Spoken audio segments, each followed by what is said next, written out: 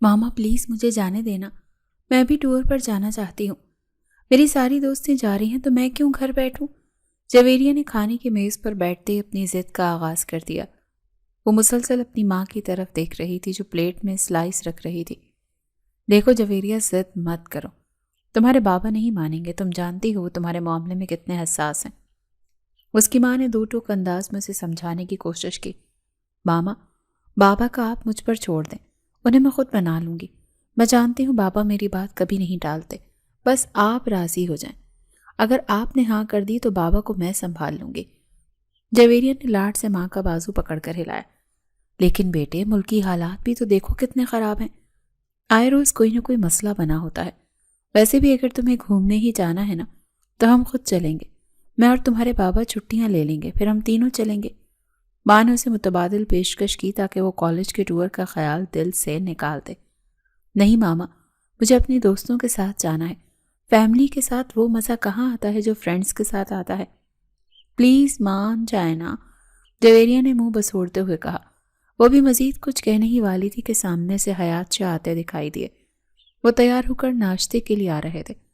جویریہ کی ماں نے گہری سانس لی اور اپنی بیٹی کی طرف دیکھا۔ یہ لو، آ گئے تمہارے بابا، خود پوچھ لو ان سے، اب جو بات منوانی ہے خود ہی مناؤ۔ ماں نے کاندھے اچکاتے ہوئے کہا اور چائے بنانے میں مصروف ہو گئی۔ حیات شاہ کرسی پر بیٹھے اور مسکرا کر اپنی بیٹی اور بیگم کی طرف دیکھا۔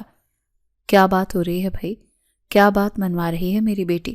اور صبح صبح میرے گھر میں اتنی بحث کیوں چل رہی ہے؟ حیات شاہ نے پرجوش انداز میں پوچھا۔ اس کی ماں نے فوراً حیات کی طرف دیکھتے ہوئے کہا، خود ہی پوچھ لیں اپنی بیٹی سے، صبح سے میرا دماغ کھا رکھا ہے۔ جویریہ نے فوراً کرسی کھسکی اور اپنے بابا کے قریب ہو گئی۔ بابا، میری ساری دوستیں ٹور پر جا رہی ہیں، ہمارا کالج ٹور جا رہا ہے نا پہاڑی علاقے میں، تو بابا میں بھی وہاں جانا چاہتی ہوں، سب جا رہے ہیں سوائے میرے۔ جویریہ نے معصومیت سے اپنا مدعا بیان کیا۔ حیات شاہ کے چہرے کی مسکراہٹ مدھم پڑ گئی۔ انہوں نے سنجیدگی سے جویریہ کی طرف دیکھا۔ بیٹا، حالات خراب ہیں اور تم ہماری اکلوتی اولاد ہو، تمہیں اس طرح اکیلے اتنی دور بھیجنا میرے لیے بہت مشکل ہے۔ اگر خدا نخواستہ کچھ ہو گیا تو ہم تو جیتے جی مر جائیں گے۔ کچھ نہیں ہوتا بابا، پلیز جانے دیں، میں دوستوں کے ساتھ انجوائے کرنا چاہتی ہوں، اور کوئی پہلی دفعہ تھوڑی جا رہی ہوں، پہلے بھی تو اسکول کے ٹرپس پر جاتی رہی ہوں نا، اب میں بڑی ہو گئی ہوں، اپنا خیال رکھ سکتی ہوں۔ جویریہ نے ضد کرتے ہوئے کہا۔ لیکن بیٹا حالات، حیات نے ابھی جملہ شروع ہی کیا تھا کہ جویریہ نے بات کاٹ دی۔ پلیز بابا، میں نہیں سنوں گی، بس مجھے اجازت دے دیں، میری ساری سہیلیاں میرا مذاق اڑائیں گی کہ میں ڈرپوک ہوں۔ اس نے منہ پھلا لیا۔ حیات شاہ اپنی بیٹی کے اترے ہوئے چہرے کو دیکھ کر زیادہ دیر انکار نہ کر سکے۔ وہ ان کی زندگی کی کل کائنات تھے۔ اوکے بابا کی جان، ٹھیک ہے، تم جا سکتی ہو۔ جویریہ اچھل پڑی۔ سچی بابا؟ ہاں سچی، لیکن اپنا پورا خیال رکھنا ہے، ہر وقت فون پاس رکھنا ہے، اور جہاں پہنچو گی مجھے اطلاع دینی ہے۔ حیات شاہ نے تاکید کی۔ تھینک یو سو مچ بابا، you are the world best بابا۔ جویریہ نے جوش میں اپنے بابا کے گلے میں باہیں ڈال دیں اور ان کے گلے پر پیار کیا۔ چلو اب ناشتہ تو کر لو، ماں نے ٹوکا۔ نہیں ماما، دیر ہو رہی ہے، مجھے تیاری کرنی ہے۔ جویریہ نے ایک سلائس اٹھایا اور بیگ کاندھے پر ڈالتے ہوئے باہر کی طرف بھاگی۔ بس ماما، جا رہی ہوں میں، اب میری وین آ گئی ہے، بائے بابا، بائے ماما۔ وہ ہوا کے جھونکوں کی طرح آئی اور اسی طرح سے چلی گئی۔ اس کی ماں پیچھے سے آوازیں دیتی رہی لیکن وہ جا چکی تھی۔ گھر میں دوبارہ خاموشی چھا گئی۔ جویریہ حیات شاہ ایک معصوم، خوبصورت اور ماں باپ کی بے حد لاڈلی بیٹی تھی۔ وہ اپنے ماں باپ کی بہت منتوں مرادوں کے بعد ملی تھی۔ حیات شاہ ایک یونیورسٹی پروفیسر تھے اور اپنی بیٹی سے حد سے زیادہ محبت کرتے تھے، جبکہ جویریہ کی ماں بھی کالج میں لیکچرار تھیں۔ جویریہ ہمیشہ سے گھر میں تنہا رہی تھی۔ ماں باپ اپنے اپنے کاموں پر ہوتے تھے اور خود وہ اسکول اور کالج جب لوٹتی تو گھر خالی ہوتا۔ شام کو جب ماں باپ واپس آتے تو وہ ان کے ساتھ وقت گزارتی۔ اسے بہن بھائیوں کی کمی بہت شدت سے محسوس ہوتی تھی۔ وہ ہمیشہ سے اکیلی پل کر بڑی ہوئی تھی، اسی لیے جہاں وہ اتنی لاڈلی تھی وہیں انتہا کی معصوم بھی نظر آتی تھی۔ وہ دنیا کی چالاکیوں سے ناواقف تھی، لیکن لاڈ پیار میں اپنے ماں باپ سے ہر چیز منوا لیتی تھی۔ آج بھی اس نے اپنی معصومیت اور ضد کے ہتھیار سے اپنے باپ کو شکست دے دی تھی اور اپنی مرضی کی اجازت حاصل کر لی تھی۔ جویریہ اپنے کمرے میں موجود تھی اور بیڈ پر اپنا ٹریول بیگ رکھے پیکنگ میں مصروف تھی۔ اس کا فون بجا اور اسکرین پر اس کے بہترین دوست کا نام جگمگا رہا تھا۔ जवेरिया ने फौरन फ़ोन उठाया और कान से लगाया। हाँ भाई, क्या बना? अंकल माने या नहीं? दूसरी तरफ से बेताबी से पूछा गया। हाँ यार, बाबा मान गए हैं, बहुत मुश्किल से माने हैं, लेकिन इजाज़त मिल गई है। जवेरिया ने मुस्कुराते हुए कपड़े तय करके बैग में रखते हुए जवाब दिया। अरे वाह, ये हुई ना बात। अब देखना हम वहाँ जाकर क्या क्या करते हैं, बहुत ही इंजॉय करने वाले हैं हम लोग। उसकी दोस्त ने ये कहते हुए खुशी के साथ चीख कर अपनी उम्मीदों का इजहार किया। उसकी आवाज़ में जोश था जो जवेरिया को भी मुंतकिल हो रहा था। जवेरिया का हाथ एक लम्हे के लिए रुका। उसे अपने बाबा का वो फिक्रमंद चेहरा याद आया जो इजाज़त देते वक्त उसने देखा था। लेकिन यार, बाबा बहुत डरे हुए हैं। वो बार बार कह रहे थे कि हालात ठीक नहीं है और मुझे अपना बहुत ख्याल रखना होगा। उनकी परेशानी देखकर मुझे थोड़ा अजीब लग रहा है। जवेरिया ने धीमी आवाज़ में अपने खदशे का इजहार किया।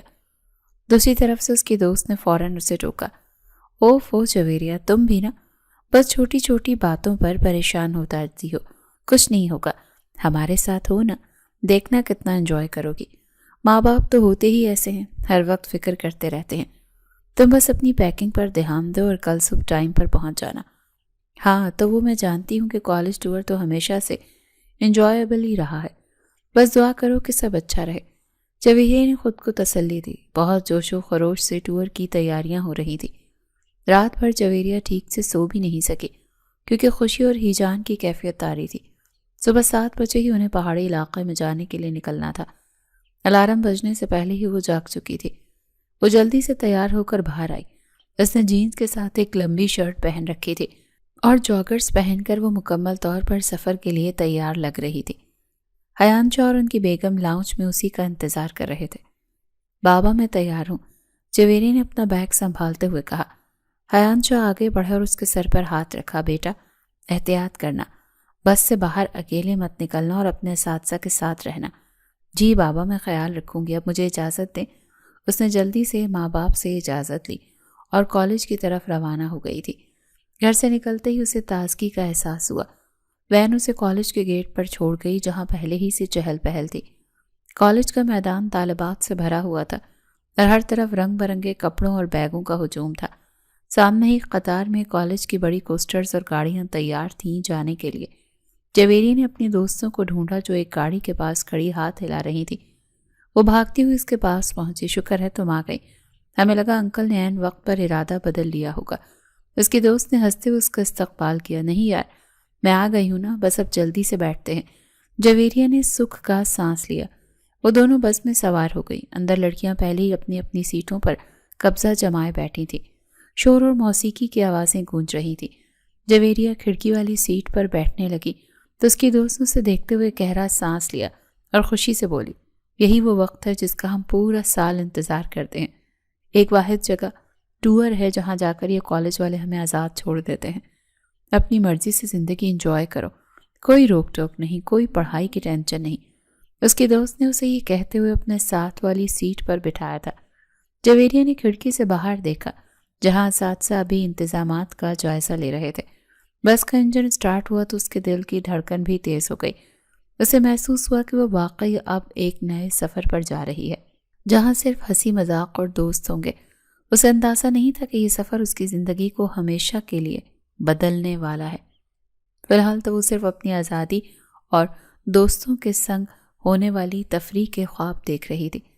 बस अपनी रफ्तार से पहाड़ी रास्तों पर रवां दवां थी। अंदर मौजूद लड़कियों का शोर आसमान को छू रहा था।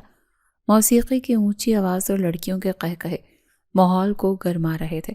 लेकिन जवेरिया के चेहरे पर अभी भी एक हल्की सी फिक्र की लकीर मौजूद थी। उसने अपने साथ बैठी दोस्त की तरफ देखा और धीमी आवाज़ में बोली, यार मायरा, दुआ करना कि हम खैर खैरियत से पहुंच जाए। मायरा ने चिप्स का पैकेट खोलते हुए हैरत से उसकी तरफ देखा। क्यों, अब क्या हुआ? हम रास्ते में हैं और सब कुछ ठीक तो जा रहा है, तुम अब भी क्यों परेशान हो रही हो? जवेरिया ने गहरा सांस लिया और सीट की पुश से सर टिका दिया। क्योंकि बाबा ने बहुत मुश्किल से इजाज़त दी है। तुम्हें नहीं मालूम उन्होंने कितनी बार मुझे ताकीद की है, अगर खुदा न खास्ता कोई मसला हो गया या कोई भी गड़बड़ हो गई तो वो मुझे कभी भी माफ़ नहीं करेंगे और वो दोबारा कभी कहीं जाने नहीं देंगे। मायरा ने हंसते हुए उसके कांधे पर हाथ रखा। अरे कुछ नहीं होगा यार, तुम बस बिला वजह वहम कर रही हो, बेफिक्र होकर बैठो। دیکھنا ہم کتنا انجوائے کریں گے۔ یہ وقت بار بار نہیں آتا۔ پریشانی چھوڑو اور ان پہاڑوں کو دیکھو جو ہمارے استقبال کے لیے تیار ہیں۔ جویری نے اس کی بات سن کر خود کو پرسکون کرنے کی کوشش کی۔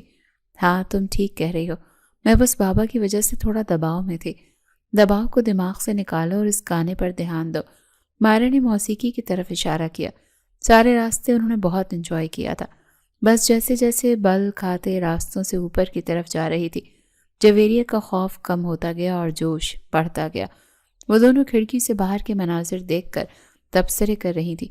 کافی گھنٹوں کی طویل اور تھکا دینے والی لیکن پرجوش سفر کے بعد بس کو ایک جھٹکا لگا اور وہ رک گئی۔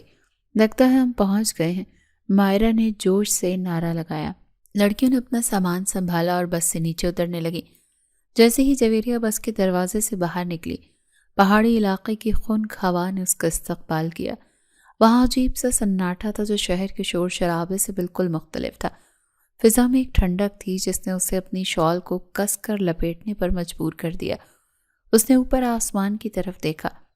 آسمان بادلوں سے بھرا ہوا تھا اور ایسا لگ رہا تھا جیسے بادل زمین کو چھونے کے لیے نیچے اتر رہے ہوں۔ یہ منظر دیکھ کر جویریہ حیران تو جیسے ہواؤں میں اڑنے لگی تھی۔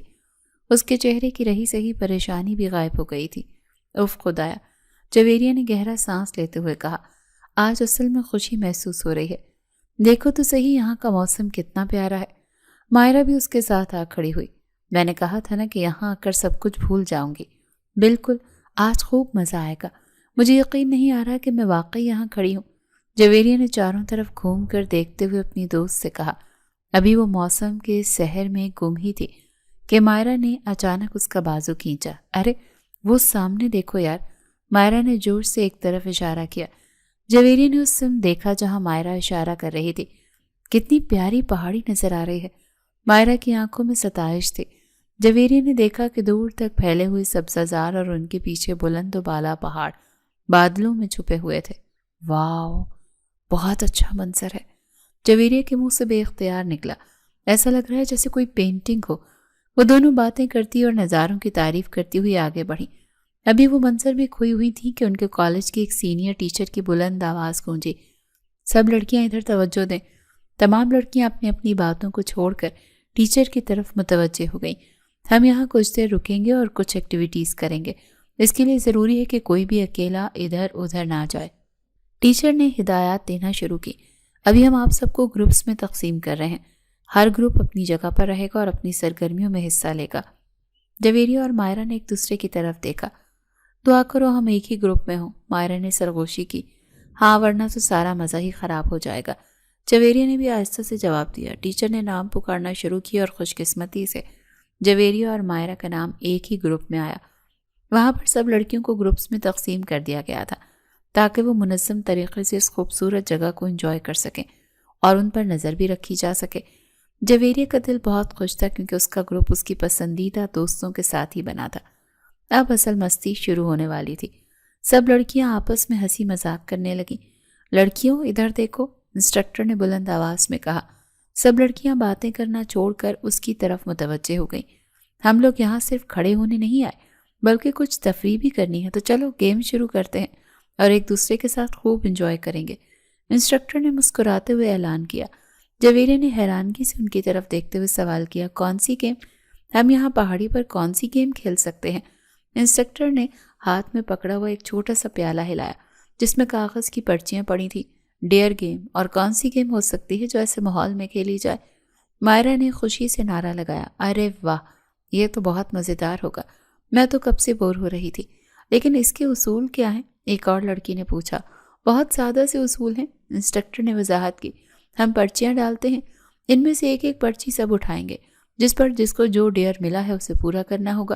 کوئی بہانہ نہیں چلے گا اور نہ ہی کوئی پیچھے ہٹ سکتا ہے۔ کیا سب تیار ہیں؟ ہاں ہم تیار ہیں، سب لڑکیوں نے ایک ساتھ شور مچایا۔ سب اس بات پر متفق تھیں کہ یہ کھیل یادگار ہوگا۔ پرچیوں کا پیالہ سب کے درمیان گھمایا گیا۔ لڑکیاں باری باری پرچیاں اٹھاتی گئیں اور قہقہ لگاتی گئیں۔ کسی کو گانا گانے کا ڈیئر ملا تو کسی کو ڈانس کرنے کا۔ ماحول بہت خوشگوار تھا اور اب جویریہ کی باری تھی۔ اس نے دھڑکتے دل کے ساتھ پیالے میں ہاتھ ڈالا اور ایک طے کی ہوئی پرچی نکالی۔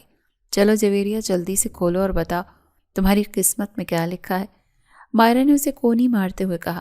جویریہ نے مسکراتے ہوئے پرچی کھولی۔ جیسے جیسے وہ عبارت پڑھتی گئی اس کے چہرے کی مسکراہٹ غائب ہوتی گئی اور رنگت پیلی پڑنے لگی تھی۔ کیا ہوا؟ کیا لکھا ہے؟ مائرہ نے بے صبری سے پوچھا۔ جویریہ نے پرچی اپنی دوست کی طرف بڑھا دی۔ یہ دیکھو، یہ کیا مذاق ہے؟ مائرہ نے پرچی لے کر بلند آواز میں پڑھا۔ وہ سامنے ہوڈی پہنے ایک لڑکا کھڑا ہے، اس لڑکے سے کچھ ایسا کہو کہ وہ تمہیں تھپڑ مارے۔ جویریہ نے غصے سے پیر زمین پر مارا۔ یہ کیسا ڈیئر ہوا؟ میں نہیں کھیلوں گی، یہ کوئی کھیل ہے بھلا؟ کسی اجنبی لڑکے سے تھپڑ کھاؤ۔ مائرہ اور باقی دوستیں اس کا چہرہ دیکھ کر ہنسنے لگی۔ ارے یہ تو بہت دلچسپ ہے، مائرہ نے ہنستے ہوئے کہا۔ سوچو کتنا مزہ آئے گا۔ تمہیں مزہ آئے گا، میرا تو منہ سوج جائے گا، میں یہ نہیں کروں گی۔ جویریہ نے پرچی واپس انسٹرکٹر کی طرف بڑھائی۔ میں یہ ڈیئر پورا نہیں کر سکتی، یہ ناممکن ہے۔ نہیں جویریہ، انسٹرکٹر نے سختی سے کہا۔ اصول تو اصول ہیں، یہ تو ڈیئر ہے، پورا تو کرنا ہی پڑے گا۔ تم کھیل چھوڑ کر نہیں جا سکتی۔ لیکن یہ کتنا عجیب ہے، میں ایک شریف گھرانے کی لڑکی ہوں، میں جا کر کسی لڑکے سے بدتمیزی کیسے کر سکتی ہوں کہ وہ مجھے مارے؟ جویریہ نے دلیل دی۔ اور دیکھو، ایسے تم سارا مزہ کرکرا کر رہی ہو۔ اس کی دوست مائرہ نے اسے جذباتی کرتے ہوئے کہا۔ اگر تم نے نہیں کیا تو سب کہیں گے کہ جویریہ ڈرپوک ہے۔ ہاں بالکل، دوسری لڑکی نے لقمہ دیا۔ اتنی چھوٹی سی بات پر ڈر گئی۔ جویریہ کو اپنی انا مجروح ہوتی ہوئی محسوس ہوئی۔ وہ کبھی بھی کسی چیلنج سے پیچھے نہیں ہٹی تھی۔ دیکھو، اگر ڈیئر پورا نہ کیا تو تم لوزر ہو، اور یہ بات کالج میں سب کو پتہ چل جائے گی کہ جویریہ حیان شاہ ایک لوزر ہے۔ مائرہ نے اسے چیلنج کیا۔ جویریہ غصے سے اٹھ کھڑی ہوئی، اس کی آنکھوں میں ایک چمک آ گئی تھی۔ یاد رکھنا، میں کبھی بھی لوزر نہیں بنوں گی۔ تو پھر چلو دیکھ لیتے ہیں، ابھی جاؤ اور کر کے دکھاؤ۔ مائرہ نے اسے مزید اکسایا۔ اس کی تمام دوستوں نے اس پر قہقہ لگا کر ہنسی تھی اور تالیاں بجائیں۔ میں اس لڑکے سے کیا کہوں گی؟ وہ خود کلامی کے انداز میں بڑبڑائی۔ اب باتیں مت بناؤ اور جاؤ۔ مائرہ نے اسے دھکا دیا۔ وہ دیکھو، وہ وہیں کھڑا ہے۔ جویریہ نے نظر اٹھا کر دیکھا۔ کچھ ہی فاصلے پر وہ لڑکا کھڑا ان پہاڑیوں سے لطف اندوز ہو رہا تھا۔ سردی بھی حد سے زیادہ تھی۔ یہاں کی ٹھٹھراتی ہوائیں جسم کے اندر سے آر پار ہو رہی تھی، جس کی وجہ سے اس نے خود کو مکمل ڈھانپ رکھا تھا۔ وہ ان سب کی طرف کمر کر کے کھڑا تھا۔ جویریہ نے گہرا سانس لیا اور اپنے کپڑے جھاڑے۔ ٹھیک ہے، میں جا رہی ہوں، لیکن اگر اس نے مجھے زیادہ زور سے مارا تو تم سب ذمہ دار ہوگی۔ جویریہ نے اپنی دوستوں کو وارننگ دی۔ ہاں ہاں، ہم ذمہ دار ہیں، تم جاؤ تو صحیح۔ مائرہ نے ہنستے ہوئے اسے ہاتھ کے اشارے سے روانہ کیا۔ جویریہ بوجھل قدموں کے ساتھ اس انجان شخص کی طرف بڑھی۔ ہر قدم کے ساتھ اس کا دل بیٹھ رہا تھا، لیکن پیچھے سے آتی دوستوں کی ہنسی اسے رکنے نہیں دے رہی تھی۔ وہ نہیں جانتی تھی کہ وہ جس شخص کو چھیڑنے جا رہی ہے وہ کون ہے، اور یہ مذاق اسے کس مصیبت میں ڈالنے والا ہے۔ جویریہ آہستہ آہستہ قدم بڑھاتی ہوئی آگے جا رہی تھی، لیکن وہ اندر سے بہت زیادہ ڈر بھی رہی تھی۔ ہمت مت ہارنا جویریہ، بس جاؤ اور کر کے آؤ۔ اسے دوستوں کی آواز آئی۔ جویریہ نے پیچھے مڑ کر گھورا اور پھر سامنے دیکھا۔ اس نے ایک زوردار تھوک نکلتے ہوئے مزید قدم تیز کر دیے۔ مائرہ حیرانگی سے اس کی طرف دیکھ رہی تھی اور اپنی دوسری سہیلی کے کان میں سرگوشی کی۔ خاموش رہو، اسے معلوم نہیں ہونا چاہیے کہ ہم اسے دیکھ رہے ہیں، ورنہ یہ واپس آ جائے گی، اور یہ نہیں لگنا چاہیے کہ یہ ایک ڈیئر ہے۔ کچھ ہی لمحوں کے بعد جویریہ اس اجنبی لڑکے کے بالکل پیچھے جا کر کھڑی ہوئی۔ وہ لڑکا ابھی تک وادی کے حسن میں کھویا ہوا تھا اور دوربین کے ساتھ دور پہاڑیوں کا جائزہ لے رہا تھا۔ اسے اپنے پیچھے کسی کی موجودگی کا احساس نہیں ہوا تھا۔ جویریہ نے کانپتے ہوئے ہاتھ سے اپنی جیب میں موجود سیاہی کی وہ چھوٹی سی شیشی نکالی جو وہ اکثر کیلیگرافی کے لیے اپنے بیگ میں رکھتی تھی۔ اس نے شیشی کا ڈھکن کھولا اور ایک لمبی سانس لی۔ ہیلو، جویریہ نے لرزتی ہوئی آواز میں اسے مخاطب کیا۔ اس لڑکے نے جو دوربین کے ساتھ پہاڑیوں کا جائزہ لے رہا تھا ایک دم سے مڑ کر اس کی طرف دیکھا۔ اس نے ہوڈی پہن رکھی تھی جس کی وجہ سے اس کا چہرہ واضح نہیں تھا، لیکن اس کی شخصیت بہت روبدار تھی۔ اس نے جویریہ کو دیکھا اور اسپاٹ لہجے میں بولا، جی میڈم۔ جویریہ کے حلق میں الفاظ پھنس گئے۔ وہ اسے کیا کہے؟ اس نے آنکھیں بند کی اور ایک ہی سانس میں وہ جملہ کہہ دیا جو اس کے ذہن میں اٹکا ہوا تھا۔ وہ مجھے تھپڑ زیادہ زور کا نہ ماریے گا پلیز۔ لڑکے نے اپنی دوربین نیچے کی اور حیرت سے اپنی بھویں اچکائیں۔ اسے لگا شاید اس نے غلط سنا ہے۔ کیا مطلب؟ میں پاگل ہوں جو آپ کو تھپڑ ماروں گا؟ آپ خیریت سے تو ہیں؟ اس کی آواز میں حیرت اور ناگواری کا ملا جلا تاثر تھا۔ जवेरिया को अपनी सांस अटकती हुई महसूस हुई। उसके पास वक्त कम था और हिम्मत जवाब दे रही थी। वो मैडम, मैं भला क्यों थप्पड़ मारूंगा आपको, जाइए अपना काम कीजिए। वो ये कहते हुए दोबारा से पलटा और पहाड़ों का जायजा लेने लगा। उसे लगा ये कोई दीवानी लड़की है। जवेरिया ने मुट्ठी भींची। अब यहाँ कभी नहीं, आप मुझे इसलिए थप्पड़ मारेंगे क्योंकि मैं आप पर इंक गिराने वाली हूँ। उसने अल्फाज कहते ही हाथ में पकड़ी इंक की शीशी पूरी कुव्वत से उसके ऊपर उछाल दी। नीली स्याही का एक बड़ा रेला उसके महंगे तरीन ब्रांडेड कपड़ों और उसके आधे चेहरे पर जा गिरा। उसी लम्हे अरहम आफरीदी हक्का बक्का रह गया। उसे यकीन नहीं आया कि उसके साथ क्या हुआ है। वो एक लम्हे के लिए साकित रह गया और स्याही उसके चेहरे से टपक कर उसकी जैकेट को खराब करने लगी। गुस्से की एक शदीद लहर उसके चेहरे पर एकदम उमड़ आई। उसकी आंखों में खून उतर आया। तुम्हारी हिम्मत कैसे हुई, वो दहाड़ा। लेकिन तब तक वो लड़की वहां से भाग चुकी थी। जवेरी ने पीछे मुड़कर नहीं देखा। वो सर पर दौड़ती हुई कुछ फासले पर जाकर रुकी।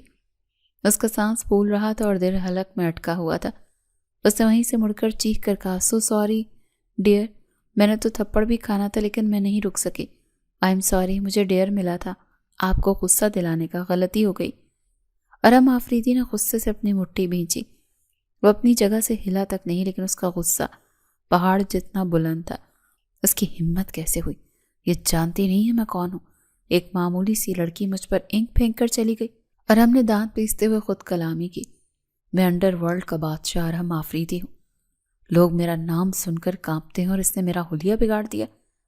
उसने अपनी जेब से टिश्यू पेपर निकाला और गुस्से से रगड़कर अपना चेहरा साफ करने लगा। उसकी अना को आज तक किसी ने इतनी बुरी तरह से मजरू नहीं किया था। दूसरी तरफ जवेरिया भागती हुई वापस अपनी दोस्तों के पास पहुंच चुकी थी। उसका रंग फक था और टांगें कांप रही थी। क्या हुआ, क्या हुआ? मायरा और बाकी सब उसे घेर कर खड़ी हो गई। तुमने डेयर मुकम्मल नहीं किया, हमें तो थप्पड़ की आवाज़ नहीं आई। बस करो यार। जवेरिया ने अपनी छाती पर हाथ रखा। उसका सांस बहाल ही नहीं हो रहा था। तुम्हें डेयर की पड़ी है? तुम जानती हो उस शख्स कैसा था? उसकी आंखें देखी थी तुमने? वो तो चाहे मुझे कत्ल ही कर देता। तो क्या तुम उसे कुछ नहीं कहा? एक और दोस्त ने पूछा। मैंने उस पर इंक फेंकी और भाग गई। वो तो शुक्र है मैं भाग गई वहां से। इसके दोस्तों ने मुंह बनाया। मैं नहीं जानती किसी डेयर को, मायरा ने जिद की। तुम जरा जाओ ना, उसे थप्पड़ खाकर आओ। शर्त तो थप्पड़ की थी। हरगिज नहीं। जवेरिया ने कानों को हाथ लगाए। उसका हाथ देखकर डर गई थी मैं, और भाग गई वहां से। अगर उसने मारा होता तो मेरा चेहरा वहीं रह जाता। यार डियर तो मुकम्मल ही हो गया है ना, मायरा ने बिलाखिर हथियार डालते हुए कहा। उसकी हिम्मत पर हैरान थी। वैसे मानना पड़ेगा जवेरिया, तुमने उस पर इंक फेंक दी, तुम्हें डर नहीं लगा? डर लगा था, मेरी जान निकल गई थी। जाकर उस शख्स के सामने खड़ी होती ना तो पता चलता कितना मुश्किल था वो वक्त। जवेरिया ने बाजू से पसीना साफ किया। जी तो डर है कहीं वो पीछे ही ना आ जाए, एक लड़की ने खदशा जाहिर किया। जवेरिया ने घबरा कर पीछे देखा। नहीं आता यार, लगता है कोई सयाह है, बेचारा हैरान है। देखो तो सही कैसे अपने कपड़े साफ कर रहा है। अब जल्दी से निकलो यहाँ से, मुझे यहाँ एक पल भी नहीं रुकना। जवेरिया बहुत डरी हुई थी। वो इस व्यू पॉइंट से जल्दी से निकल जाना चाहती थी, इससे पहले कि वो अजनबी अपना गुस्सा निकालने के लिए इधर का रुख करे। उसे खबर नहीं थी कि जिस शख्स को वो बेचारा सयाह समझ रही थी वो कौन है और किस बला का नाम है। अरहम आफरीदी को इस लड़की पर बहुत गुस्सा आ रहा था। वो वहीं खड़ा टिश्यू से अपनी जैकेट और चेहरे को रगड़ रहा था, लेकिन नीले निशानात इतनी आसानी से जाने वाले नहीं थे। उसका खून खौल रहा था। कौन लड़की है जिसकी इतनी हिम्मत हुई कि मुझ पर इंक गिरा कर गई है? अरहम ने दांत पीसते हुए खुद कलामी की। इसके बारे में मुकम्मल मालूमात लेनी ही पड़ेगी। इसको वो सबक सिखाऊंगा कि ये जिंदगी भर याद रखेगी। ये जानती नहीं है अरहम आफरीदी को मेरे नाम पर भी दुनिया डरती है, और ये 2 टके की लड़की मेरे सामने खड़ी होकर मुझ पर स्याही गिरा कर चली गई। उसने गुस्से से अपनी जेब से फ़ोन निकाला और अपने चीफ सिक्योरिटी गार्ड का नंबर मिलाया। फ़ोन उठाते ही वो धाड़ा, तुम सब बेवकूफ़ कहाँ मर गए हो? दूसरी तरफ से गार्ड की हड़बड़ाती हुई आवाज़ आई। सर हम होटल की लॉबी में हैं, जैसा आपने हुक्म दिया था। क्या आपको तन्हाई चाहिए? फौरन व्यू पॉइंट पर पहुंचो। 1 मिनट के अंदर मुझे तुम सब यहाँ चाहिए हो। अरहम ने फ़ोन बंद करके जेब में डाला। चंद ही लम्हों में 2 काली गाड़ियां वहां आकर रुकी। इनमें से 4 मुसल्ला मुहाफिज भागते हुए अरहम के पास आए। जैसी उनकी नज़र अरहम के चेहरे और कपड़ों पर पड़ी, ان کے رنگ فاق ہو گئے۔ سر یہ کیا ہوا؟ کس نے کیا؟ ایک گارڈ نے خوفزدہ ہو کر پوچھا۔ تم لوگ کسی کام کے نہیں ہو، ارحم نے چیخ کر کہا۔ مجھے ابھی اور اسی وقت اس ویو پوائنٹ میں لگے CCTV کیمروں سے ویڈیو نکلوانی ہے۔ جا اور انتظامیہ کے سر پر سوار ہو جا، مجھے وہ فوٹیج چاہیے۔ جی سر، ابھی لاتے ہیں۔ گارڈز نے سر ہلایا۔ اور سنو، ارحم نے انہیں روکا، جلدی سے اس لڑکی کے بارے میں معلومات لو جو مجھ پر انک گرا کر گئی ہے۔ CCTV میں سب کچھ نظر آ جائے گا، اس کا چہرہ، اس کے ساتھ ہی سب کچھ، اور مجھے یہ کام 1 گھنٹے کے اندر اندر چاہیے۔ مجھے کوئی بہانہ نہیں سننا۔ محافظوں نے فوراً تعمیل کی اور انتظامیہ کے دفتر کی طرف بھاگے۔ ارحم وہیں کھڑا رہا۔ اس کا موڈ اتنا خراب ہو چکا تھا کہ وہ اب کسی قدرتی منظر کو دیکھنے کا روادار نہیں تھا۔ وہ اپنی گاڑی میں جا کر بیٹھا۔ دوسری طرف اس کے محافظوں نے ویو پوائنٹ کی انتظامیہ کو دباؤ میں لے لیا۔ یہاں پر لوگوں کا آنا جانا کافی تھا، اسکول ٹرپس اور کالج ٹرپ اس ویو پوائنٹ پر آتے تھے۔ اسی وجہ سے یہاں پر حفاظت کے لیے کچھ CCTV کیمراز نصب تھے۔ کچھ ہی دیر کے بعد انہوں نے اس ویو پوائنٹ کی ساری ویڈیوز نکلوا لی تھی۔ گارڈ ٹیبلٹ لے کر گاڑی کے پاس آیا۔ جب ارحم پچھلی سیٹ پر بیٹھا غصے سے پہلو بدل رہا تھا۔ سر ویڈیو مل گئی ہے۔ گارڈ نے ڈرتے ڈرتے ٹیبلٹ اس کی طرف بڑھایا۔ ارحم نے ٹیبلٹ چھین لیا اور ویڈیو پلے کی۔ اسکرین پر صاف نظر آ رہا تھا کہ کیسے وہ لڑکی ڈرتے ڈرتے اس کے پیچھے آئی، کیسے اس نے انک پھینکی اور پھر بھاگ گئی۔ ارحم نے ویڈیو کو زوم کیا، اب اس کا چہرہ صاف دکھائی دے رہا تھا۔ جیسے ہی ارحم آفریدی نے وہ ویڈیو دیکھی اور اس لڑکی کو بھاگتے ہوئے مسکراہٹ دیکھی، اس کا غصہ اور بھی زیادہ عروج پر جانے لگا۔ یہ کون ہے اور کہاں سے آئی ہے؟ ارحم نے گارڈ کی طرف دیکھ کر پوچھا۔ سر ہم پتہ کروا لیا ہے، گارڈ نے مؤدبانہ انداز میں جواب دیا۔ یہ ایک کالج کا ٹور ہے جو اسلام آباد سے آیا ہے۔ یہ کالج ٹور کہاں رکا ہوا ہے؟ ارحم کی آواز سرد تھی۔ اس کی محافظ نے اس ہوٹل کا نام بتایا۔ سر یہ پائن ویو ہوٹل میں ٹھہرے ہوئے ہیں۔ ٹھیک ہے، ارحم نے ایک شیطانی مسکراہٹ کے ساتھ کہا۔ اس کے بارے میں مزید معلومات لو۔ کب واپس جا رہے ہیں یہ لوگ؟ سر ہماری اطلاع کے مطابق یہ کل صبح سویرے واپسی کے لیے روانہ ہوں گے۔ ارحم نے ٹیک لگا لی۔ اس کے دماغ میں ایک منصوبہ تیار ہو چکا تھا۔ جب یہ واپس جائیں ان کی بس کا راستہ روک لینا، شہر سے نکلتے ہی سنسان علاقے میں بس کو روکنا۔ ارحم نے حکم صادر کیا۔ بس کو روکنا ہے سر؟ گارڈ نے تصدیق چاہی۔ ہاں، اور یہ لڑکی جو تم اس ویڈیو میں دیکھ رہے ہو۔ ارحم نے انگلی سے جویریہ کے چہرے پر ضرب لگائی۔ اس لڑکی کو ہر حال میں میرے پاس لے کر آنا، میں اسے وہیں ملوں گا، اس کا وہ حشر کروں گا کہ زندگی بھر یاد رکھے گی وہ ارحم آفریدی کو۔ جی سر، حکم کی تعمیل ہوگی۔ گارڈ نے سر جھکایا۔ ارحم آفریدی وہ انسان تھا جس کی آئیڈیل لڑکی ابھی تک کسی دنیا میں پیدا ہی نہیں ہوئی تھی۔ اس کی ماں شاہنزہ آفریدی اسے بہت سی لڑکیوں کی تصویریں دکھا چکی تھی، لیکن اسے کوئی لڑکی پسند نہیں آ رہی تھی۔ وہ کچھ دن پہلے ہی اپنی تعلیم مکمل کر کے لندن سے پاکستان لوٹا تھا۔ وہ یہاں کے امیر ترین شخص سکندر آفریدی کا اکلوتا بیٹا تھا، جو اربوں کروڑوں کی جائیداد کا مالک تھا اور پوری دنیا ان کے نام سے واقف تھی۔ آج وہ ان پہاڑی علاقوں کی سیر کو آیا تھا، کیونکہ جب سے وہ لندن سے واپس آیا تھا اپنے باپ کے ساتھ آفس کے کاموں میں الجھا ہوا تھا۔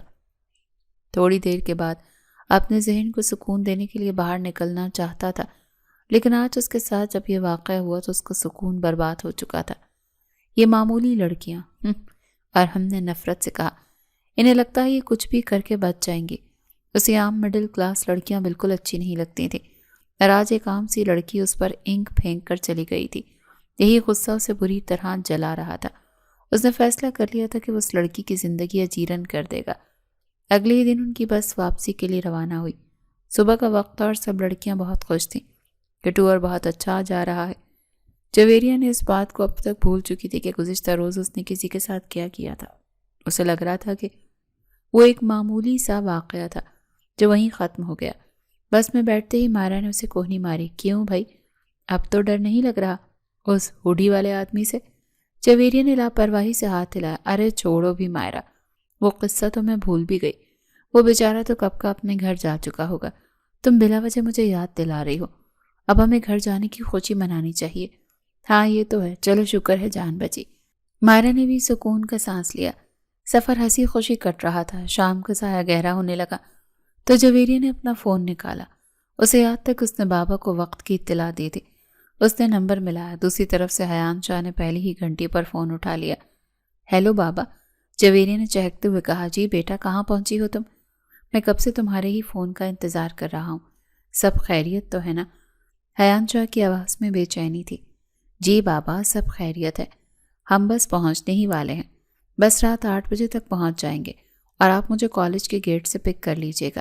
ٹھیک ہے بیٹا، میں وقت سے پہلے ہی موجود ہوں گا۔ اللہ تمہیں اپنے حفظ و امان میں رکھے۔ حیان شاہ نے تسلی دی اور فون بند کر دیا۔ جویریہ نے اطمینان سے فون بیگ میں رکھا۔ وہ بہت تھک چکی تھی۔ اس نے اپنی سیٹ کی پشت سے سر ٹکایا اور آنکھیں موند لی۔ میں تھوڑی دیر سو لوں، مائرہ جب پہنچ جائے تو مجھے جگا دینا۔ ٹھیک ہے، تم آرام کرو، مائرہ نے کہا اور خود بھی ہیڈ فون لگا لیے۔ بس سنسان سڑک پر تیزی سے دوڑ رہی تھی۔ ابھی جویریہ کی آنکھ لگے چند ہی منٹ ہوئے تھے کہ اچانک بس نے ایک زوردار جھٹکا کھایا اور بری طرح بریک لگنے کی آواز آئی۔ سب لڑکیاں اپنی سیٹوں سے آگے کی طرف گر گئیں۔ جویریہ کی آنکھ فوراً کھل گئی۔ کیا ہوا؟ بس کیوں رک گئی؟ جویریہ نے گھبرا کر پوچھا۔ پتہ نہیں، شاید ٹائر پنکچر ہو گیا۔ مائرہ نے کھڑکی سے باہر جھانکنے کی کوشش کی لیکن باہر گھپ اندھیرا تھا۔ ڈرائیور نے دروازہ کھولنے کی کوشش نہیں کی بلکہ باہر سے کسی نے بس کا دروازہ زور زور سے کھٹکھٹایا۔ کھولو دروازہ، باہر سے ایک بھاری مردانہ آواز آئی۔ ڈرائیور سہم گیا، یہ کون لوگ ہیں؟ اس سے پہلے کہ کوئی کچھ سمجھ پاتا بس کا دروازہ زور سے کھل گیا اور بس میں کچھ اجنبی لوگ چڑھ گئے۔ وہ تعداد میں 4 تھے اور سب کے سب مسلح اور خوفناک لگ رہے تھے۔ ان کے چہروں کی سنجیدگی اور سختی تھی۔ کون ہو تم لوگ اور بس کیوں روکی ہے؟ کالج کے ٹیچر نے ہمت کر کے پوچھا۔ خاموش، ان میں سے ایک شخص نے اتنی زور سے ڈانٹا کہ ٹیچر وہیں چپ ہو گئی۔ ہمیں ایک لڑکی کی تلاش ہے، کوئی اپنی جگہ سے نہیں ہلے گا، اس شخص نے اعلان کیا۔ اسی لمحے جویریہ کے ساتھ تمام لڑکیوں کے ہی آسان خطا ہو چکے تھے۔ خوف کی ایک سرد لہر بس میں دوڑ گئی۔ ہر لڑکی سہم کر اپنی سیٹ میں سکڑ گئی۔ وہ لوگ ایک ایک سیٹ کی طرف دیکھتے اور آگے کی طرف بڑھ جاتے۔ ان کی نظریں ہر چہرے کا جائزہ لے رہی تھی۔ جویریہ کا دل زور زور سے دھڑک رہا تھا۔ اسے سمجھ نہیں آ رہا تھا کہ یہ کیا ہو رہا ہے۔ وہ شخص آہستہ آہستہ چلتا ہوا جویریہ کی سیٹ کے پاس پہنچا۔ اس کے ہاتھ میں ایک موبائل فون تھا جس میں وہ شاید کوئی تصویر دیکھ رہا تھا۔ وہ جویریہ کے پاس رکا اور غور سے اس کے چہرے کو دیکھا۔ پھر اس نے موبائل میں موجود تصویر دیکھی۔ یہی ہے وہ لڑکی، اس شخص نے فیصلہ کن لہجے میں اپنے ساتھیوں کو بتایا۔ جویریہ کا خون خشک ہو گیا۔ کیا؟ کون لڑکی؟ آپ کیا کہہ رہے ہیں؟ جویریہ نے لرزتی ہوئی آواز میں کہا۔ اس شخص نے کوئی جواب نہیں دیا۔ اس نے بے دردی سے آگے بڑھ کر جویریہ کا بازو پکڑ کر اسے سیٹ سے کھینچا تھا۔ چلو ہمارے ساتھ۔ چھوڑیں مجھے، آپ کون ہیں؟ میں کہیں نہیں جاؤں گی، بابا مجھے بچائیں۔ جویریہ چیختی رہی۔ مائرہ نے ہمت کر کے اس کا دوسرا ہاتھ پکڑا۔ چھوڑو اسے، تم لوگ اسے کہاں لے کر جا رہے ہو؟ گارڈ نے مائرہ کو زور سے دھکا دیا اور وہ سیٹ پر جا گری۔ خبردار اگر کسی نے مداخلت کی تو۔ باقی لڑکیاں بھی اس کو چھڑوانے کی کوشش کر رہی تھیں۔ شور مچ گیا تھا۔ میڈم بچائیں، یہ مجھے لے کر جا رہے ہیں۔ جویریہ نے روتے ہوئے ٹیچر کو پکارا۔ ٹیچرز آگے بڑھیں لیکن دوسرے گارڈ نے بندوقیں سیدھی کر لیں۔ پیچھے ہٹ جائیں سب، ہمارا مسئلہ صرف اس لڑکی کے ساتھ ہے۔ وہ جویریہ کو گھسیٹتے ہوئے بس کے دوران دروازے کی طرف لے گئے۔ جویریہ نے اپنی اڑیاں زمین پر جمائیں، مزاحمت کی، چیخی، چلائی، لیکن ایک طاقتور مردوں کے سامنے اس کی ایک نہ چلی۔ نہیں، پلیز مجھے جانے دیں، میں نے کچھ نہیں کیا، اللہ کے واسطے مجھے چھوڑ دیں۔ جویریہ کی چیخیں رات کے سناٹے میں گونج رہی تھیں، لیکن وہ لوگ پتھر کے بنے ہوئے تھے۔ انہوں نے اسے زبردستی بس سے اتارا اور باہر کھڑی کالی گاڑی میں ڈال دیا۔ جویریہ کے اغوا کے بعد بس میں کوہرام مچ گیا۔ کالج کے اساتذہ اور لڑکیاں سب بہت پریشان تھیں، خوف سے رو رہی تھیں۔ مائرہ کو تو رو رو کر برا حال تھا۔ یہ سب میری وجہ سے ہوا، میں نے اسے روکا کیوں نہیں؟ وہ لوگ اسے لے گئے، مائرہ ہچکیاں لیتے ہوئے کہہ رہی تھی۔ سینئر ٹیچر نے اپنے حواس بحال کیے۔ ہمیں فوراً پولیس کو اطلاع دینی چاہیے اور جویریہ کے والدین کو بھی بتانا ہوگا۔ ہم یہاں پر ہاتھ دھرے نہیں بیٹھ سکتے۔ انہوں نے کانپتے ہاتھوں سے پہلے پولیس کو فون کیا، پھر حیان شاہ کا نمبر ملا۔ دوسری طرف حیان شاہ جو اپنی بیٹی کے استقبال کے لیے گھر کے دروازے پر کھڑے تھے، فون کی گھنٹی سن کر چونک گئے۔ ہیلو جویریہ بیٹا، کہاں پہنچی آپ؟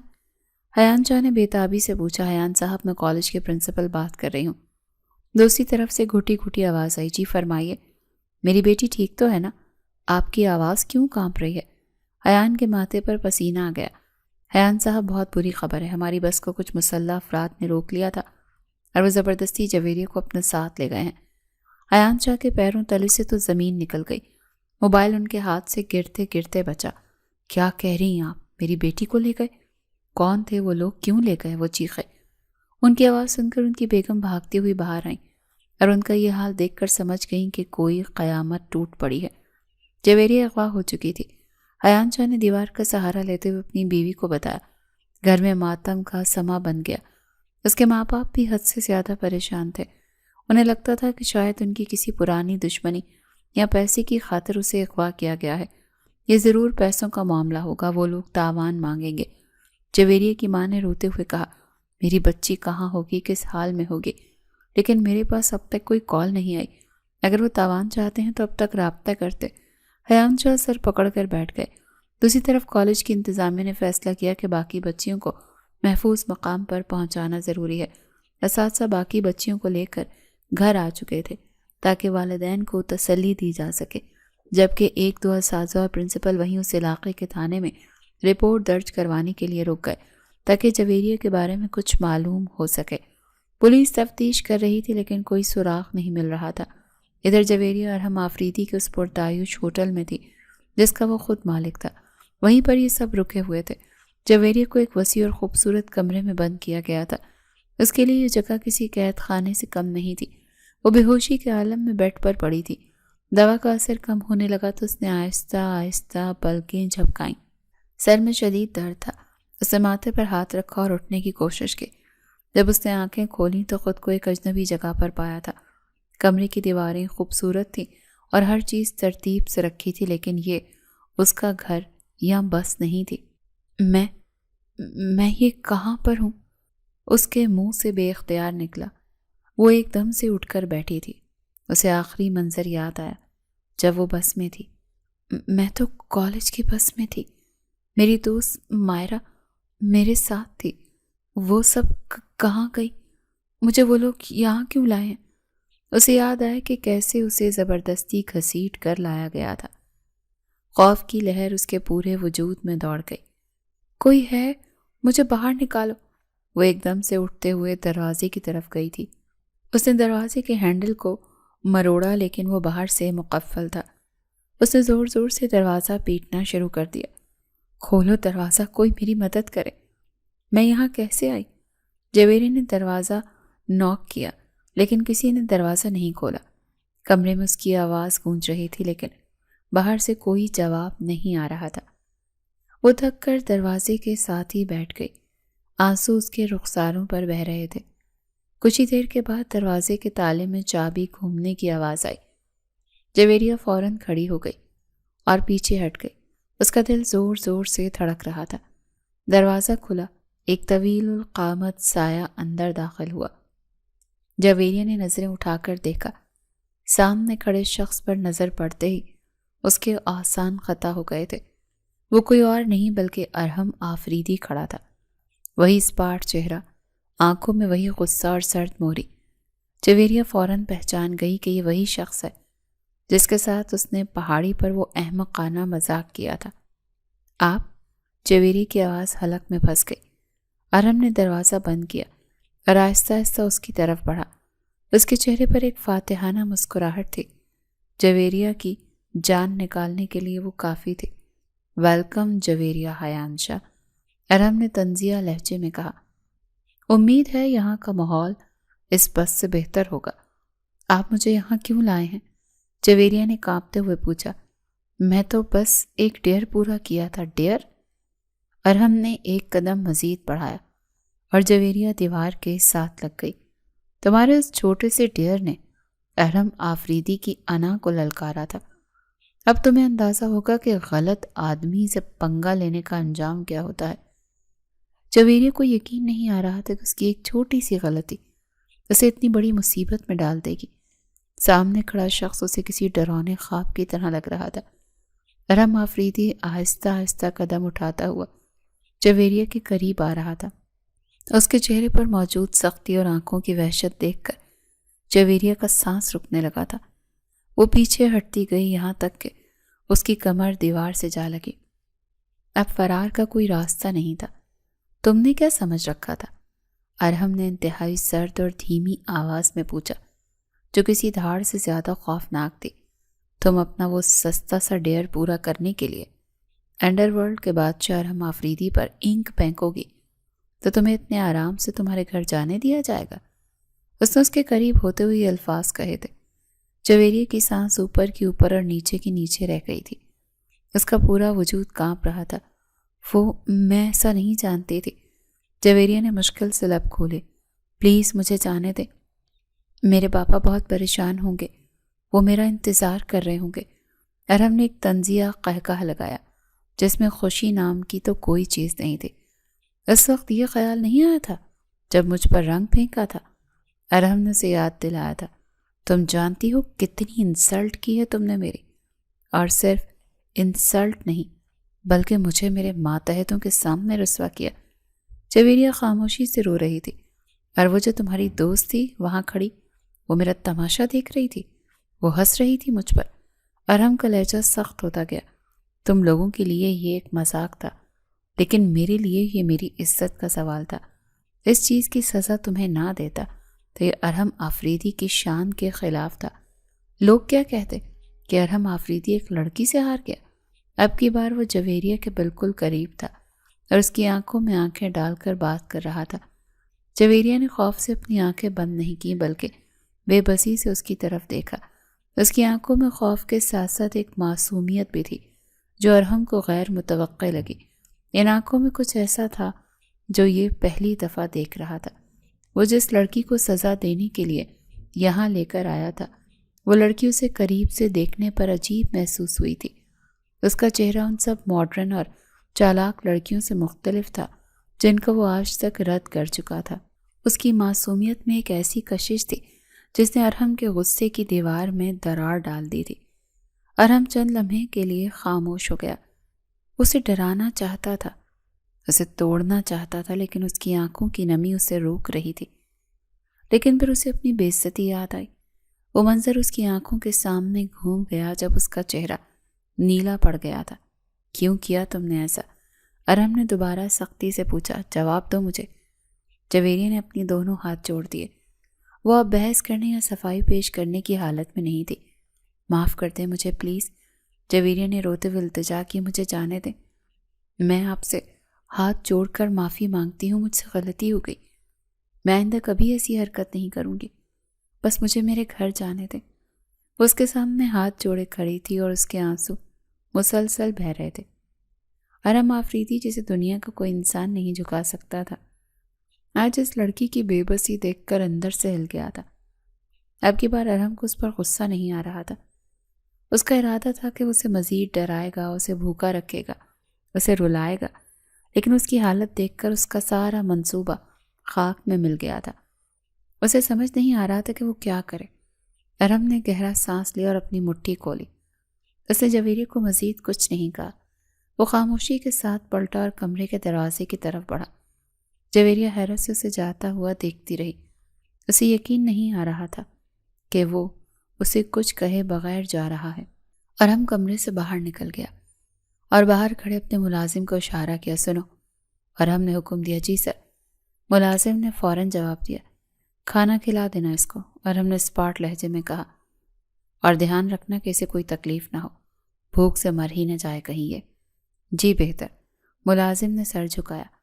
ارحم وہاں سے تیز قدموں سے چلتا ہوا اپنی گاڑی کی طرف چلا گیا۔ اس کا دماغ الجھا ہوا تھا۔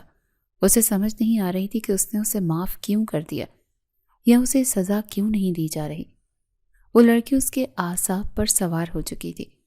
دوسری طرف جویریہ نے ارحم کے جانے کے بعد دیوار کا سہارا لیا اور زمین پر بیٹھ گئی۔ اس کی ٹانگوں میں کھڑے رہنے کی طاقت نہیں تھی، وہ صرف رو سکتی تھی۔ اسے اپنے بابا یاد آ رہے تھے اور وہ اپنی اس غلطی پر پچھتا رہی تھی جس نے اسے اس جہنم میں لا کھڑا کیا تھا۔ جویریہ کا باپ گھر میں بہت زیادہ پریشان تھا اور پچھتا رہا تھا کہ اس نے اپنی بیٹی کو کیوں بھیج دیا۔ اس نے ہر جگہ سے پتہ کروا لیا تھا، لیکن جویریہ کا کہیں سے کچھ پتہ نہیں چل رہا تھا۔ پولیس بھی صرف دلاسے دے رہی تھی اور عملی طور پر کچھ نہیں کر رہی تھی۔ حیان شاہ اور ان کی بیگم کی آنکھیں رو رو کر سوج چکی تھیں۔ دوسری طرف ہوٹل کے کمرے میں ارحم آفریدی کے نوکر نے آ کر اسے اطلاع دی، صاحب، اس لڑکی نے کھانا نہیں کھایا۔ ارحم جو صوفے پر بیٹھا فائل دیکھ رہا تھا چونک گیا۔ کھانا نہیں کھایا؟ کیوں؟ پتہ نہیں سر، ہم لوگوں نے بہت کوشش کی ہے لیکن وہ منہ ہی نہیں کھول رہی، صرف روئے جا رہی ہے۔ تم لوگ کسی کام کے نہیں ہو۔ ارحم نے فائل پھینکی اور غصے سے اٹھ کر کھڑا ہوا۔ ہٹو سامنے سے، میں خود دیکھتا ہوں۔ وہ خود تیز قدموں سے وہاں پر پہنچا۔ دروازہ کھول کر اندر داخل ہوا تو جویریہ گھٹنوں میں سر دیے بیٹھی تھی۔ کھانا کھا لو، ارحم نے سخت لہجے میں کہا۔ کب تک بھوکی رہو گی؟ میرے پاس اور بھی بہت سے کام ہیں، میں تمہارے نخرے نہیں اٹھا سکتا۔ جویریہ نے سر اٹھایا۔ اس کی آنکھیں سرخ تھیں۔ جب تک آپ کو یہ احساس نہیں ہو جاتا کہ آپ میرے ساتھ غلط کر رہے ہیں، اس نے ہچکیوں کے درمیان کہا، آپ مجھے یہاں قید رکھ کر بہت بڑا گناہ کر رہے ہیں۔ غلط میں کر رہا ہوں؟ ارحم نے اس کے سامنے جھک کر اس کی آنکھوں میں دیکھا۔ غلط تم نے کیا تھا میرے ساتھ، یاد نہیں تمہیں؟ تم نے میرا حلیہ بگاڑا تھا، میری تذلیل کی تھی۔ معافی مانگ رہی ہوں نا؟ جویریہ بلک پڑی۔ اور کیا کر سکتی ہوں اس وقت؟ میری جان لے لیں گے کیا؟ میں نے ایک نادانی کی تھی، لیکن آپ تو پڑھے لکھے ہو کر بھی جانور بن رہے ہیں۔ اس وقت بلک بلک کر رو رہی تھی۔ اس کی سسکیاں ارحم آفریدی کے کانوں پر پڑ رہی تھی، جن سے اسے اپنے سینے میں عجیب سی بے چینی محسوس ہو رہی تھی۔ اسے مزید ڈانٹنا چاہتا تھا، لیکن الفاظ اس کے حلق میں پھنس گئے۔ وہ خاموشی سے پلٹا اور کمرے سے نکل گیا۔ ساری رات ارحم کی آنکھوں سے نیند غائب رہی۔ نہ جانے کیوں ارحم بے چین رہا تھا۔ اسے بار بار جویریہ کا روتا ہوا چہرہ یاد آ رہا تھا۔ اگلے دن ارحم اپنے گھر اسلام آباد جانے کے لیے تیار ہو رہا تھا، جب اس کے نوکر نے آ کر پوچھا، صاحب اس لڑکی کا کیا کرنا ہے؟ کیا اسے یہیں چھوڑنا ہے؟ او ہاں، اس لڑکی کا؟ ارحم نے پیشانی مسلی۔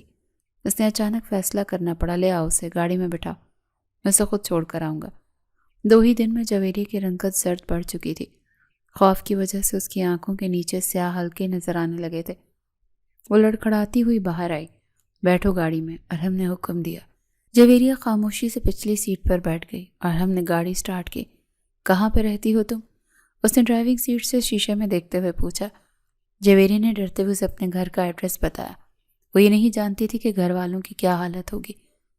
اس کے بابا بھی اسے ڈھونڈ ڈھونڈ کر تھک کر بیٹھ گئے تھے۔ نا امیدی کے سائے گہرے ہو چکے تھے۔ گاڑی شہر کی سڑکوں پر دوڑ رہی تھی۔ جیسے ہی گاڑی اس کے محلے میں داخل ہوئی، لوگوں کی نظریں اس بڑی اور مہنگی گاڑی پر جم گئی۔ یہ ایک متوسط طبقے کا محلہ تھا، جہاں ایسی گاڑیاں کم ہی نظر آتی تھیں۔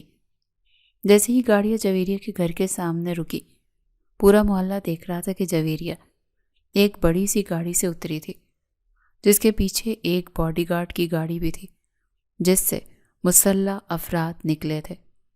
جویریہ کو دیکھتے ہی محلے کے لوگ گھروں سے باہر نکل آئے تھے۔ سب لوگ مشکوک نظروں سے دیکھ رہے تھے۔ جویریہ نے اپنے دوپٹے میں منہ چھپایا اور گھر کی طرف بھاگی۔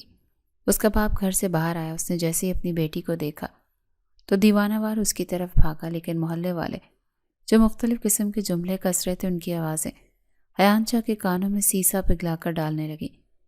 دیکھو ذرا، یہ وہی لڑکی ہے نا جس کے اغوا کا شور مچا تھا؟ ایک پڑوسی نے اونچی آواز میں طنز کیا۔ بیٹی 2 دن سے کسی کے ساتھ گھوم پھر رہی ہے اور یہاں باپ نے ڈرامہ رچایا ہوا ہے کہ بیٹی اغوا ہو گئی ہے۔ دوسرے نے لقمہ دیا۔ ہاں بھائی، اغوا کرنے والے ایسی بڑی گاڑیوں میں چھوڑنے تھوڑی نہ آتے ہیں، یہ تو کوئی امیر عاشق لگتا ہے۔ تیسرے نے زہر خوند لہجے میں کہا۔ اس کا باپ یہ سن کر خون کے آنسو رونے لگا تھا۔ ان کی عزت کا جنازہ نکل چکا تھا۔ اس نے اپنی بیٹی کو گلے لگانے کے بجائے غصے اور نفرت سے ارحم کی طرف دیکھا، جو گاڑی کے پاس کھڑا تھا، اور جاتے اس نے ارحم کا گریبان پکڑنا چاہا۔ حیان شاہ غصے سے کانپ رہے تھے۔ تم کون ہو؟ کون ہو تم؟ حیان شاہ چیخے، لیکن ارحم اس وقت بالکل خاموش کھڑا تھا۔ وہ چاہتا تو اپنے گارڈ کے ذریعے حیان شاہ کو دور پھینکوا سکتا تھا، لیکن اس نے ایسا نہیں کیا۔ وہ اس شہری علاقے کا سب سے امیر ترین انسان تھا، لیکن آج اسے ندامت محسوس ہو رہی تھی کہ جو کچھ اس نے کیا وہ غلط تھا۔ اسے احساس ہوا کہ اس کے غصے نے نہ صرف ایک لڑکی کو سزا نہیں دی، بلکہ آج ایک باپ کی پگڑی اچھالی ہے، وہ بھی صرف اس کی وجہ سے۔ ایک ذرا سی بات پر اس نے اتنا بڑا بدلہ لیا کہ ایک پورے خاندان کی ساکھ مٹی میں ملا دی۔ میں تم پر پرچہ کرواؤں گا، تمہیں جیل بھیجواؤں گا۔ جویریہ کا باپ چیخا تھا۔ تم نے میری بیٹی کی زندگی برباد کر دی، لوگ مجھ پر تھوک رہے ہیں، میری عزت خاک میں ملا دی۔ حیان شاہ نے اسے دھکا دیا، لیکن وہ اپنی جگہ سے ہلا بھی نہیں۔ ارحم بالکل خاموش کھڑا تھا اور اس کی نظریں جھکی ہوئی تھی۔ اس کے دل میں عجیب سی کیفیت تھی جو اس سے پہلے کبھی نہیں ہوئی تھی۔ اسے جویریہ کے باپ کی گالیاں اور دھمکیاں بری نہیں لگ رہی تھی، بلکہ اسے اپنے کیے پر پچھتاوا ہو رہا تھا۔ پتہ نہیں کیوں تھا یہ سب، شاید اسے جویریہ سے محبت ہو چکی تھی اور اسے خبر بھی نہیں ہوئی تھی۔ وہ وہاں کھڑا اپنی ہی عدالت میں مجرم بن چکا تھا اور فیصلہ اب وقت کے ہاتھ میں تھا۔